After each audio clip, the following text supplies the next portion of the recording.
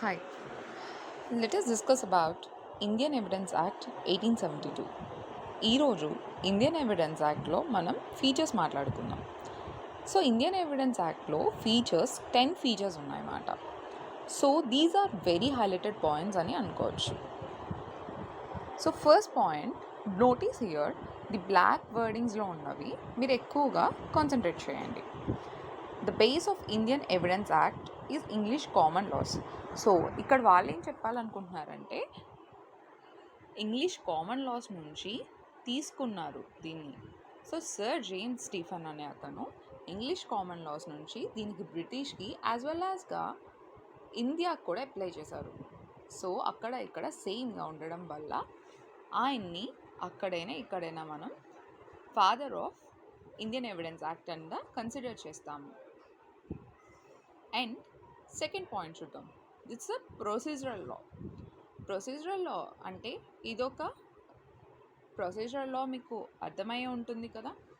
Like ఎట్లుంటుందంటే competent విట్నెసెస్ని చూడటం, కానీ విట్నెస్ ఎప్పుడు మాట్లాడతారు, ఎలా మాట్లాడుతున్నారు, బర్డెన్ ఆఫ్ ప్రూఫ్ అంటే వాళ్ళు నిజంగా చేశారా లేదా అనే ఒక ప్రొసీజర్ని కన్సిడర్ చేసింది కాబట్టి దీన్ని ప్రొసీజరల్ లా అని అంటాము. And third point, it is not exhaustive in nature అన్నాడు. అంటే ఇప్పుడు ఒకవేళ మనం ఒక లాని తీసుకున్నాము, ఇండియన్ ఎవిడెన్స్ యాక్ట్ అప్లై అవుతుంది, కానీ ఇండియన్ ఎవిడెన్స్ యాక్ట్లో దానికోసం అసలు ఏం చెప్పలేదు.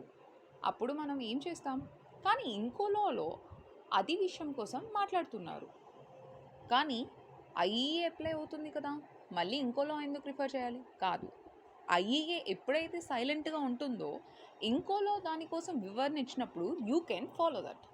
సో ఇది ఎగ్జాస్టివ్ ఇన్ నేచర్ కాదు, అదే చెప్తున్నారు. సో జనరలీ బ్యాంకింగ్ కోసం బ్యాంకింగ్ ఇండియన్ ఎవిడెన్స్ యాక్ట్ అని ఉంటుంది. సో ఇప్పుడు మనం ఇండియన్ ఎవిడెన్స్ యాక్ట్లో ఫైండ్ అవుట్ కాకపోతే రీజనబుల్గా మనం దాన్ని అప్లై చేసుకోవచ్చు. సో ఎప్పుడు ఏ యాక్ట్స్ అని అప్లికబుల్ అనిపిస్తే వీ కెన్ అప్లై, ఎప్పుడైతే ఇండియన్ ఎవిడెన్స్ యాక్ట్ ఆ సర్టెన్ సిచ్యువేషన్స్లో సైలెంట్గా ఉంటుందో. So the next point, description of court. కోర్ట్కి పవర్ ఉంటుంది యాక్సెప్ట్ చేయడానికైనా రిజెక్ట్ చేయడానికైనా ఏ ఎవిడెన్స్నైనా, కానీ ఇది కూడా ఒక సెటిల్ లిమిట్స్ బేస్ మీద. అన్ని విషయాల్లో కోర్ట్ తన ఇష్టానుసారంగా యాక్సెప్ట్ రిజెక్ట్ చేయలేదు. కొన్ని వ్యాలిడ్ పాయింట్స్లో దానికి ఉన్న లిమిట్స్లో మాత్రమే ఎక్స్ప్లెనేషన్ ఇచ్చి యాక్సెప్ట్ అయినా డినై అయినా చేయగలదు. So coming to the next point, evidence మనకి ఓరల్గా ఉంటుంది, డాక్యుమెంటరీగా ఉంటుంది, రెండు ఉంటాయి, ఇది మనకు తెలిసిన విషయమేగా. And direct or circumstantial evidences. ఇక్కడ డైరెక్ట్ ఎవిడెన్స్ కానీ సర్కమ్టెన్సెస్ ఎవిడెన్స్ కానీ ఎక్కువ ఇంపార్టెన్స్ ఇస్తారు, కానీ హియర్సే ఎవిడెన్స్కి ఇవ్వరు. ఎందుకు ఇయ్యరు? హియర్సే ఎవిడెన్స్ అన్నది ఎవరో మూడో వ్యక్తి విన్నది కాబట్టి, కాకపోతే ఆ క్రైమ్ సీన్ని కానీ ఆ పర్టికులర్ సీన్ని కానీ వాళ్ళు చూడరు కాబట్టి హియర్సే ఎవిడెన్స్ని కన్సిడరబుల్ కాదు.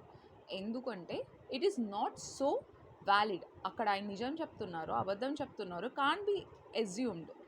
సో అదొక్క ఎజంప్షన్గా ప్రిజంప్షన్ని ప్రొడ్యూస్ చేస్తున్నట్టు. సో అందుకని దాన్నంతా సీరియస్ ఎవిడెన్స్గా కన్సిడర్ చేయరు. Now let's seventh point, protection of privileges to the witness.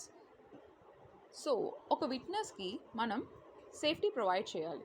ఎందుకు ప్రివిలైజెస్ అండ్ ప్రొటెక్షన్ ప్రొవైడ్ చేయాలంటే ఒక కేసు ఫార్వర్డ్ వెళ్ళాలంటే వాళ్ళకు ధైర్యం ఉండి ఆ ఫార్వర్డ్ కేస్ని వాళ్ళే ట్రూత్ అంటే నిజానికి దగ్గరగా చేస్తుంది. వాళ్ళే లేకపోతే నిజంగా ప్రూవ్ చేయడం ఎట్లా? సో అందుకు వెళ్ళాలి.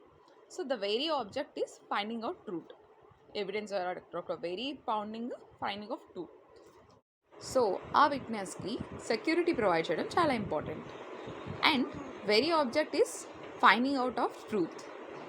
అండ్ ఎవిడెన్స్ లెక్సిఫోరియా అంటే ఏదైనా కాన్ఫ్లిక్ట్ ఇండియన్ ఎవిడెన్స్ లాకి మధ్య దేనికైనా మధ్య వస్తే రెండిట్లో ప్రివేల్ అయ్యేది ఇండియన్ ఎవిడెన్స్ యాక్ట్ మాత్రమే, ఏ ఫారిన్ కంట్రీస్ నుంచి అయినా. The Indian Evidence Act applicable for both civil and criminal, కానీ ఇందులో కొన్ని సెక్షన్స్ ఓన్లీ సివిల్కి అప్లై అయితే, కొన్ని సెక్షన్స్ ఓన్లీ క్రిమినల్కి అప్లై అవుతాయి. It's not like overall things will apply for everything. There is a limit in each sections. Certain sections will apply for civil and certain for criminal. And this is finding out very clear for you. మీ అందరికి అర్థమైంది అనుకుంటున్నా. This is all about features of Indian Evidence act.